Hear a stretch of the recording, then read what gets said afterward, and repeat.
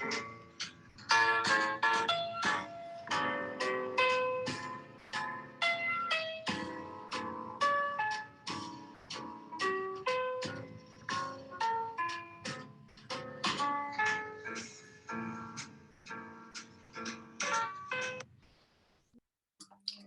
everyone. I'm Lindsay Irvin, the director of the Arts Institute of Middlesex County. Welcome to Art and Story Time. Today and all month, we're celebrating Middlesex County history. Please set your screens to speaker view. We are recording this event, so if you wish to remain anonymous, please keep your camera off. We are joined today by our friends at the Civic League of Greater New Brunswick. I'm going to pass the screen over to Mr. Sean Hewitt, who's going to provide some pre-recorded introductions for you all, and then we'll get started. Thank you, guys. Hi, everybody. I'm Sean Hewitt, Director of Youth Leadership with the Civic League of Greater New Brunswick. The Civic League is a 76-year-old nonprofit agency that has been dedicated to assisting African American and other minority groups here in the Greater New Brunswick community. We are pleased to be working with the Art Institute of Middlesex County over these past couple of weeks to facilitate and connect youth and community through the arts. It is my pleasure to have introduced several of our young teens to this activity, and we look forward to continuing this partnership. Hope you enjoy the presentation. And so thank you to Mr. Sean Hewitt. We have a really exciting special guest for you today. And I realize I have a very silly background on. I didn't mean to put that on, so that's funny. Thank you, Eleanor. I also have my daughter here, who apparently is my stage manager, setting my background for me. To welcome on Mr. Mark Nonestad, and he's going to come on and talk to you a little bit about the work that they do over at the historical sites, and some pretty interesting stuff with digging up the Raritan Landing and finding all sorts of things. And so I'll let him introduce it, but there's a really special book that he's brought today to share with you guys. Thank you, Lindsay. And I see so many wonderful faces, and glad that you can be here to learn about the history of our area. We have such a fascinating history. We're going to read a wonderful story about the community of Raritan Landing. And then also I brought with me some historic objects that I'm going to show you, things that are very old, that go back a long time ago. And we're going to learn what they tell us about the people that once lived here in the 1700s and 1800s. We're going to talk about archaeology, right? Does anybody out there know what an archaeologist does? What does an archaeologist do? Does anybody know what an archaeologist might do? Oh, I see somebody's hand raised. Go ahead. Tell me. I think somebody's on mute there. I thought I saw someone's hands raised. Antonia or Cadence, do you want to either write it in the chat or unmute yourselves? I know that work that people do, like they do construction, like they construct things, or like or someone that like constructs I don't know how really they say that, like that constructs things that are like something that doesn't move. Okay, all right, that's an excellent answer. And I saw somebody put in the chat that they study bones.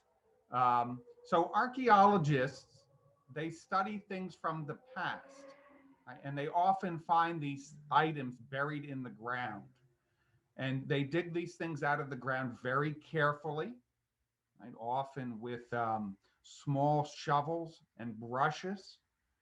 And they retrieve these items and objects out of the ground. And these items help tell the story of our past. Maybe you've heard of archaeologists who dig up dinosaurs. They're called paleontologists. Right? So there's different words and names used to describe the people, like scientists, that study our past. Okay, and that's what we're going to learn about. And I understand too, as we go along, you're going to be creating your own artwork, your own drawings of things that are special to you, objects that are special to you. That's important because that is exactly what an archaeologist does when they find those things buried in the ground. They sketch them out, they draw them, they photograph them, and they write about them. So the story that we're going to read is about a community called Raritan Landing. And maybe some of us have heard the name Raritan before. Does that sound like a name that's familiar? Raritan, the name of the largest river that runs through the county we live in, Middlesex County, the Raritan River. Well, there was a community located along this river called Raritan Landing. And it was around for hundreds of years. Except if you go there today, there's nothing left of it. It's all gone. We'll learn about that history. And we'll learn about the exciting work that archaeologists did to find what was buried beneath the ground and the items that they recovered. So even though you couldn't see it today above ground, there were plenty of things buried beneath the soil. So this is Rediscovering Raritan Landing. It was written, illustrated by Christy Curran. I'm going to be reading from a special book that she signed. I don't know if you can see here. I'll try and get. She signed my own copy of it. So I have her name, one of the people who did, or the person that did all the illustrations for this. So we'll get started. We'll talk about, again, the community of Raritan Landing. Now, sometimes treasures can be found in unlikely places at unexpected times. Often when you see discarded things like nails or ceramic shards, and I'll show you, I brought in, here's a ceramic shard, just a broken piece of pottery, okay, doesn't look like much, and you may not see value in them, but to archaeologists and historians, uncovering artifacts like this help tell the story about the people that used these things a long time ago and the community that they were once a part of. Now, many of the treasures that we're going to look at were uncovered by archaeologists years ago during a construction project in the town of Piscataway. And when they dug in the ground, they found hundreds of thousands of artifacts and the foundation to many of the buildings that were there. And these told of the story of the people that lived there and about their community and the connection to that community to various parts of New Jersey, the United States, and our world. And archaeologists were able to piece together this once thriving town called Raritan Landing and to paint, in essence, a picture about the people. So we'll get started. We'll dive right in. If we go to the next page.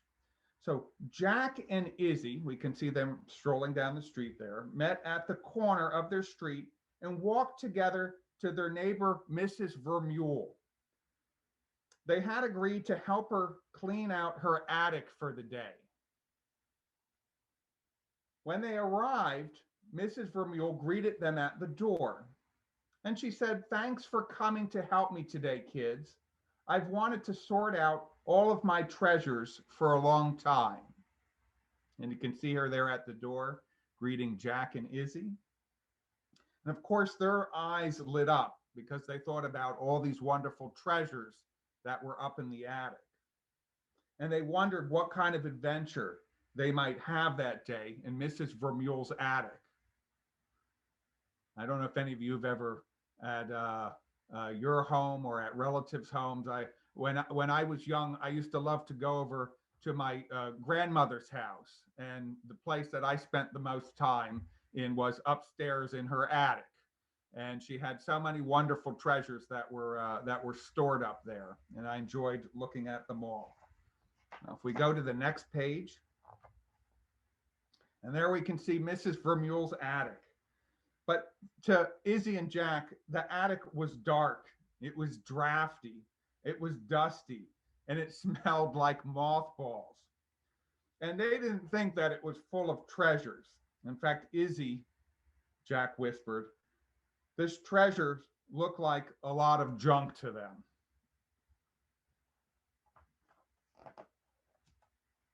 Mrs. Vermeule led them to an old trunk that creaked when she opened it. And these toys have been in my family for generations, she said. My brother and I played with them all the time when we were your age. They are my great treasures. Jack and Izzy thought about how they loved their own toys, like treasures, and understood Mrs. Vermeule, their neighbor. So they began to understand the importance of these treasures, these keepsakes that were in Mrs. Vermeule's attic, their old toys that she once had. And it reminded them of their own toys that they play with. If these toys could talk, imagine all of the stories that they could tell. They're older than all of us, almost as old as this town that has been around since before this land was even a country. Really? How old is this town anyway? Asked Jack. And this brings us to the town of Raritan Landing, which we now call Piscataway. And it's been around for hundreds of years. The Raritan River used to be home to a big port where ships brought food and supplies to families and businesses. There's a museum right here in town about it. How about we leave this attic for another day and we go on a trip?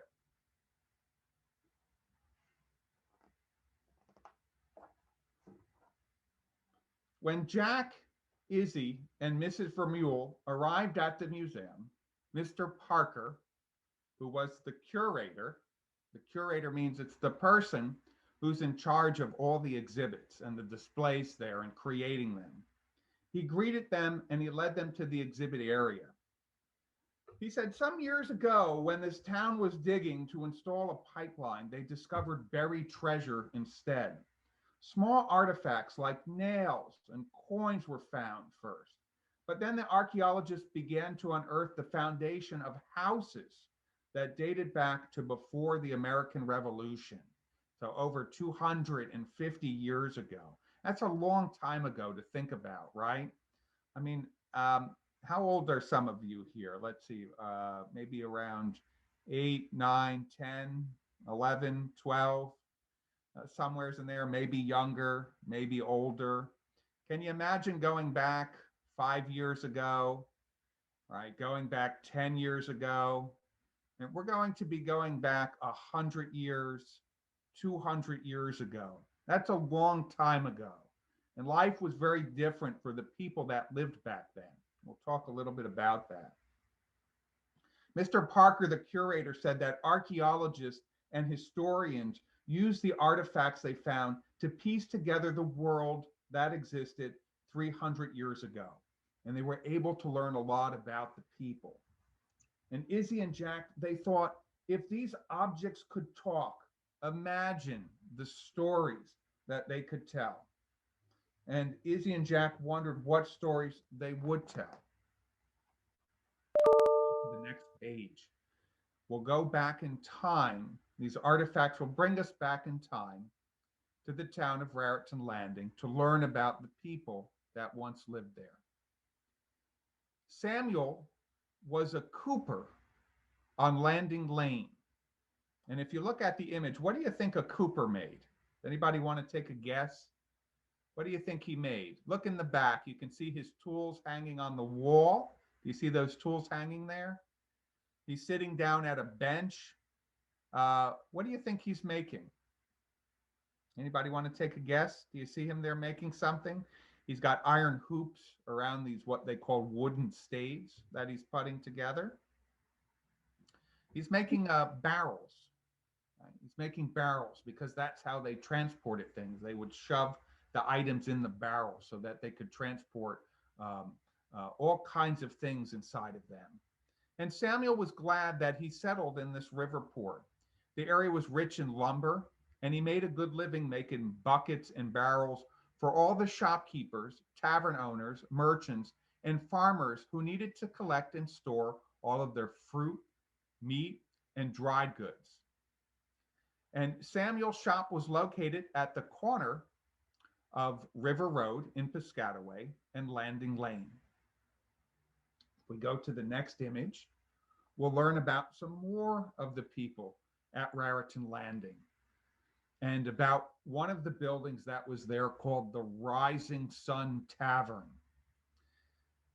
Taverns were buildings where people could congregate, they could get something to eat or drink, um, hang out with their friends, talk to their neighbors. And for travelers coming through, they were a place where they could spend the evening, spend the day, like a hotel today.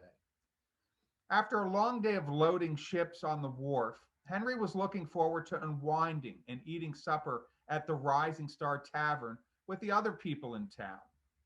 At the tavern, he could have a game of cards with the blacksmith and the baker, or he could talk over cider with his fellow freeman from the wharf. Cider, apple cider, very tasty. He was always happy to swap stories with visitors to the landing. People traveling through the area that were staying at the tavern, he swapped stories with them. And he went to the town meetings where they were held. And sometimes he just liked to rest and warm himself by the fire. It was the best way that he could catch up with his neighbors and his friends. We go to the next image. Well, during the Revolutionary War, 250 years ago, there was a lot of disturbance and turmoil that took place at the landing. We're going to learn about the British troops that were there, the redcoats. You can see their uniforms with their red coats there. It was a harsh winter in the colonies. As part of the King's 35th Regiment, Jonathan was lucky enough to occupy a house on Landing Lane. There was even a root cellar, a well. What did they get from the well? Their drinking water. They didn't have running water like we have today in our homes. They'd have a well and they drop a bucket down to the bottom of it, and that's where they got their water from. He and his fellow soldiers were able to warm themselves by the fire, and they ate decent meals while they tended to their artillery. To pass the time and to try and forget the cold, Jonathan liked to play games and cards. They often stayed in other people's homes as well. Sometimes they were welcomed in those homes, and sometimes they weren't. But for these soldiers, they were lucky enough to have a place to stay. We'll go to the next slide as well, or image. Margaret was the only girl in her family. In fact, if you look out the window, you can see Margaret sitting at the table, and out the window are probably her brothers getting into some trouble there, right? They're chasing around some of the livestock, the sheep. She spent time caring for the farm animals, spinning wool. And in the corner, you can see a spinning wheel where they would spin the wool to make their clothing. And she practiced needlepoint with her mother, who's also seated at the table. Even though Margaret was happy, she wanted to learn how to read and write like her brothers. And sometimes it was hard to be a girl 200 years ago. Her brothers didn't always realize how lucky they were that they had the freedom to own a business, shop, or land. Margaret liked to do needlepoint.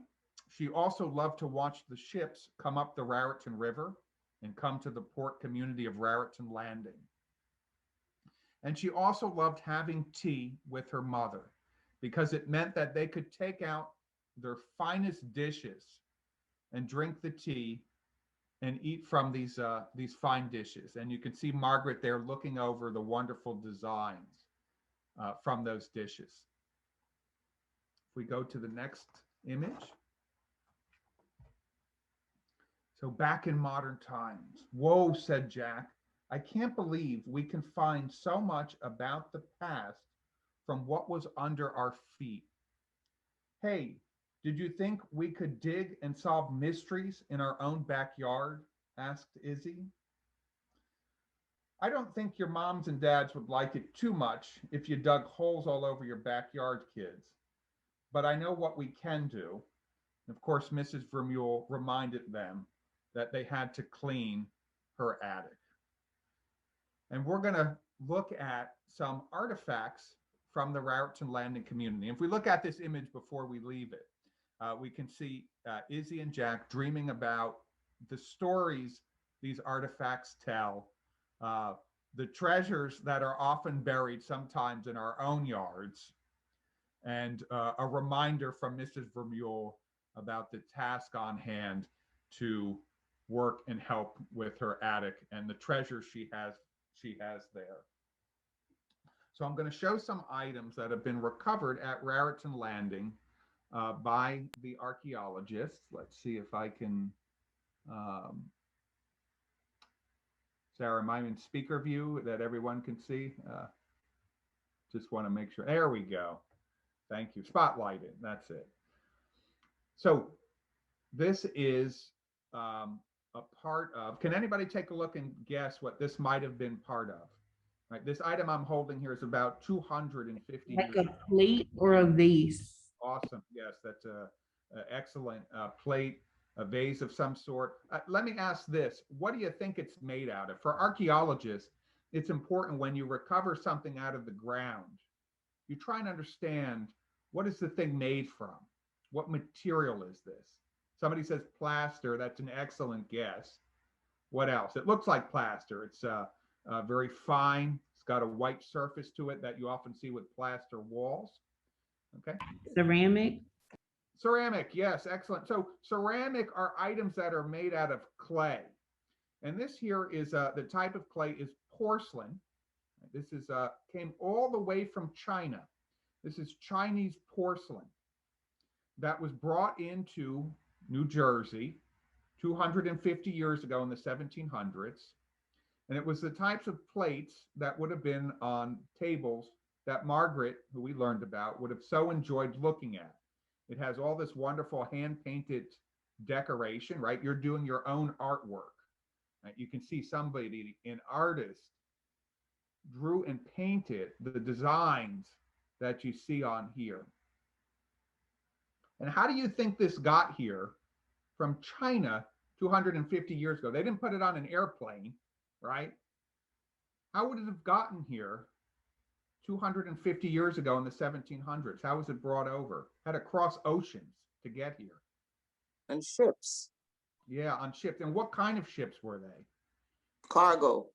Cargo ships. And how were they powered? Did they have motors like our ships today? Slaves.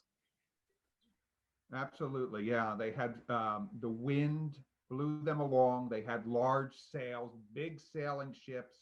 They would load these sailing ships up with barrels and crates filled with plates and all kinds of goods. And they sailed over here, came up the Raritan River, and these things were purchased by the people that lived in this area. So 250 years ago, you could find Chinese porcelain on the tables of people that lived in this area. Now, for this next artifact, I'm going to put on our white glove here. Usually when we deal with old metal items, so we don't damage them, and you can see it a little bit better. I'll put this white glove on. Does anybody, so this is made out of metal. In fact, we can see two types of metal. One in the center is iron. It's very rusted. And then we have another sort of white metal that's around the edge here. Does anybody want to take a guess on what this is? What does this look like? A belt buckle. That's an awesome guess. And you're right on target, right on target. This is actually a shoe buckle. So their shoes had buckles on them. Right? Your shoes today probably do not have buckles. But we talked about life a long time ago and how different it was. Right? We may have Velcro today. My son has Velcro shoes. It's very easy for him to get them on and off. I tie my shoes, and but we don't have buckles anymore.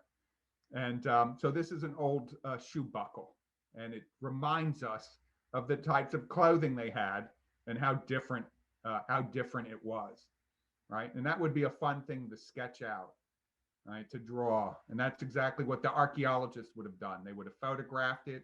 They would take special measurements of it. How big is this thing?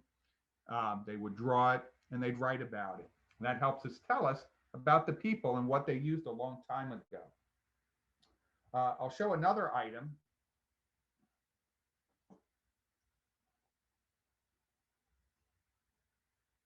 In fact, this one is in a couple different pieces. We've got a very decorative blue piece here. All right, and we've got another piece here. Okay, in fact, I'll turn this over there. We can see the bottom part of it. Anybody want to take a guess on what this may have been? What does it look like? How about we start with this? What do you think it's made out of? What do you think it's made out of? Clay or maybe glass or maybe even ceramic. Who knows? Yeah, no, those are all good guesses. I see concrete. That's an excellent guess. Clay, the glass, I like that as an answer because it looks shiny, right? So what we're seeing is the what they call the glazing on ceramic. Okay, it's made out of clay, and then they put a special glazing over it to make it very shiny. Okay, and to also hold the design here. We have this decoration. That's, again, if you look at that, that's all painted by hand. Okay, painted by hand. And this came from Holland. Right, this is one of the older pieces we have. This is about 300 years old. Right, it's from the 1720s, early 1700s. Right, so this is a 300-year-old plate. You can see the rim. So this is the outer edge of the plate. And it was a very large plate where you would eat your food out of. And then this was the center part of the plate that had the decoration on it. Now, the archaeologists, when they dig something up, maybe that's backwards, showing it backwards, but they label every single thing they find. Right? Because it's important for us to understand where this was found and found in the ground. And the numbers on there, I'll read them out. On the top, it says 28 MI 84, I think it is. 28, and this is the code, 28 is New Jersey listed alphabetically. MI is for Middlesex County. And then the archaeologist in Trenton, the state archaeologist, assigns the site where these artifacts are being dug up a number. So this was site 84. So that lets us know that this came from Middlesex County, New Jersey, site 84. And the numbers on the bottom relate to the artifact and where it was found in the ground. Okay. And when you have hundreds of thousands of artifacts, it's important that everything gets labeled because that helps us tell the story. I'm going to show one last item. I've got this in a special box here. I'll try and get the glare off of it. And maybe you have items that you keep in special boxes, in special places, your own treasures. We have this is called the Riker mount, which is a special box where we can put objects inside of, and it holds them, there we go. It holds them together so they don't fall apart, right? This one has been glued back together.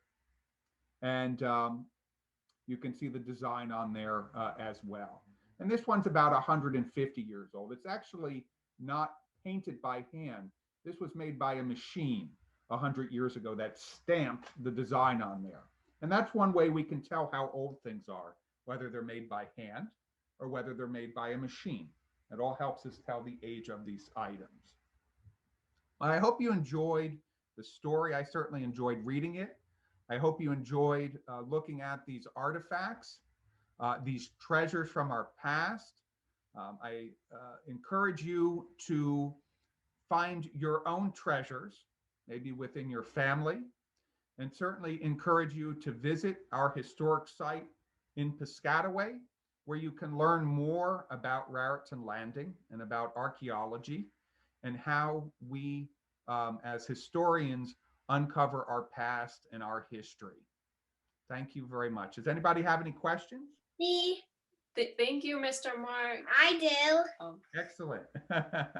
yeah, go ahead. Can I say the treasure? What did you say? I think she asked, can she have some of your treasures? You want some of the you're more than welcome to look at them as much as you want. We'll go visit them, okay? Yep, you can visit them. We have them in cases, and you can look at them, and they're there for everyone to enjoy. And I'll tell you what, when you look at them, if you want to have your own part of it, draw them, take a picture of them, and that can be your own special way of connecting to these artifacts. This was awesome. Thank you so much, Mr. Mark. I hope you enjoyed it just as much as we did. Thank you. All right, everyone give him a thumbs up, a high five, and a clap, clap, clap. Yeah.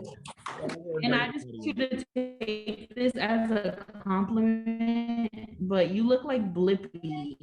Blippi. I don't know if you know who Blippi is. I know who Blippi is, yes. Yeah. My son, but I don't, I have bow ties at home. I didn't wear one today.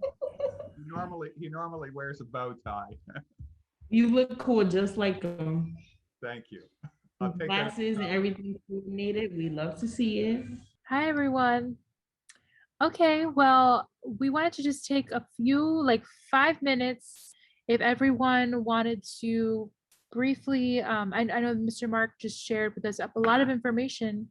If you all have in mind any artifacts in your life, in your lives that you want to share, if you want to draw them very quickly, and then share with us, we can all do that. And if you have any questions, please feel free to ask your questions as well. So if you have a piece of white paper and a pen or pencil, we're quickly going to, like, I would say maybe in like 1 to 2 minutes, draw your artifacts, and then we can like show our pictures up and then share them. Yes, you can, of course, you can show us the actual thing, as long as you have permission from your parents to show us your artifacts. And yeah. Tracy, Ella is calling you. Okay, I'm coming. Hey, Sarah. Yes. Hi, Ella. This is called the poop. Poop? Ella, you are so funny. It's a fossilized. Ah. And this is shell. And a shell, yeah. Let's see. Cadence, do you want to share? I can. What's in there? Okay, so once when I was going to the beach, it was at Monmouth Beach, and on the shore, I found the exoskeleton of a horseshoe crab. Oh my goodness, that is certainly an artifact. That was so cool, and that is definitely an artifact. And it's actually put together really well. That is so So it doesn't break, or it hasn't broken? It hasn't broken yet, and I've had it for a year. That's really good. I feel like there's a lot of horseshoe crabs in New Jersey. I've never seen I had one. a whole bunch of shells. It was crazy. When I was younger, I used to go to the beach.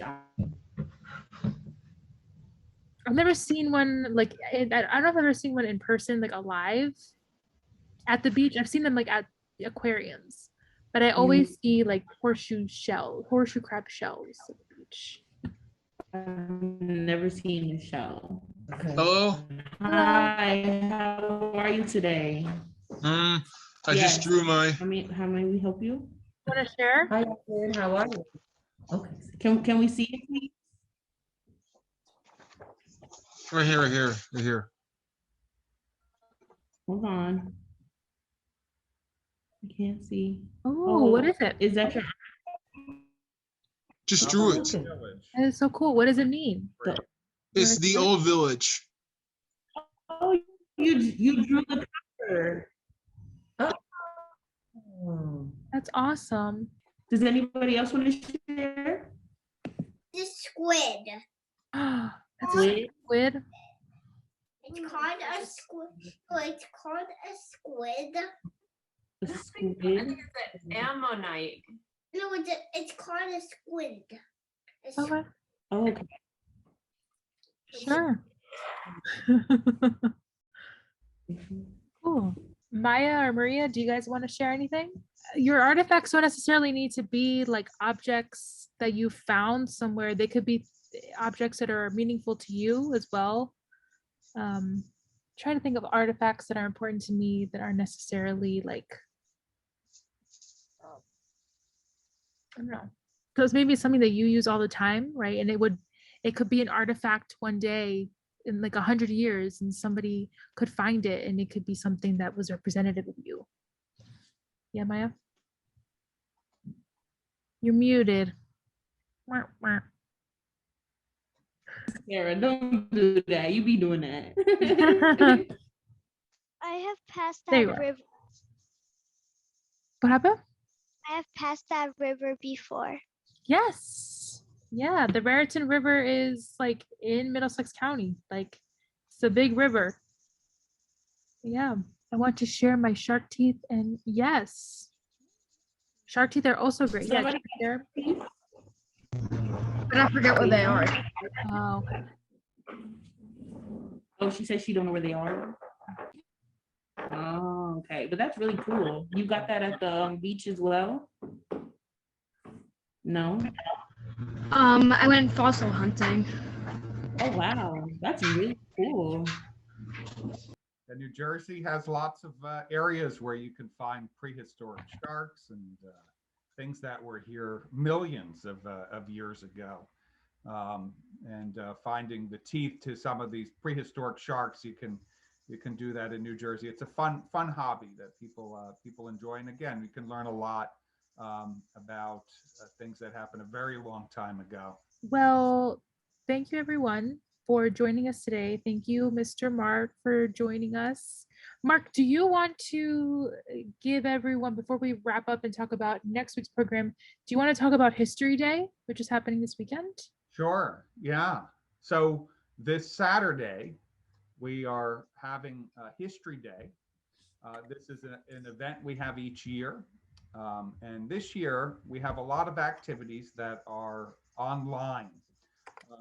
There are a whole list of activities and videos and photographs and lectures that are taking place. And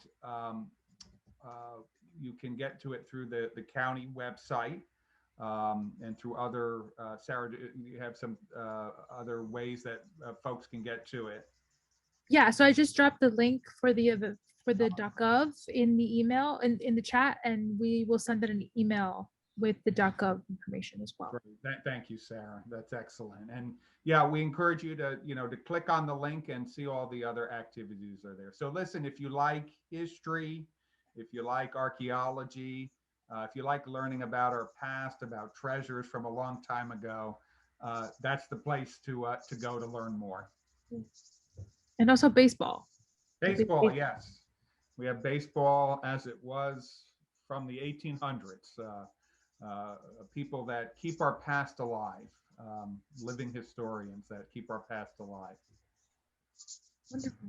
Thank you so much, Mark. Thank you. Well, in preparation for next week, we will be reading a book called Fry Bread. Fry bread is a very common Native American meal or staple, right? So we'll be reading that book, and then after that, we'll be joined by Sally Vanderwater, who is our in-house folklorist at the Arts Institute, and we'll be talking about family traditions and meals and our favorite family traditions that have been passed down to us. So this is another form of history, right? In ways that history is passed down and living through us, through food. Who doesn't love to eat food? I love to eat food, right? So I love eating. So make sure to join us next Wednesday at 4 p.m. And in kind of connected to that activity will be a conversation. So make sure, come ready, think about what are your favorite meals that maybe your grandparents taught you, or maybe family friends taught you, right? That you want to learn how to make. And then we're gonna, after that, we are gonna draw it out and see maybe there's similarities. Like maybe some of us are different, but we have similar staple foods that we all eat similar, like bread, right? We all of us kind of eat some form of bread. Okay. Well, thank you so much, everyone. I hope everyone has a wonderful weekend, and we will see each other next Wednesday at 4 p.m. Same day, different link. Same day, same time, different link. As Ayana always says. All right. Bye, everyone. Buddy. See you next week. Thank you, Mark.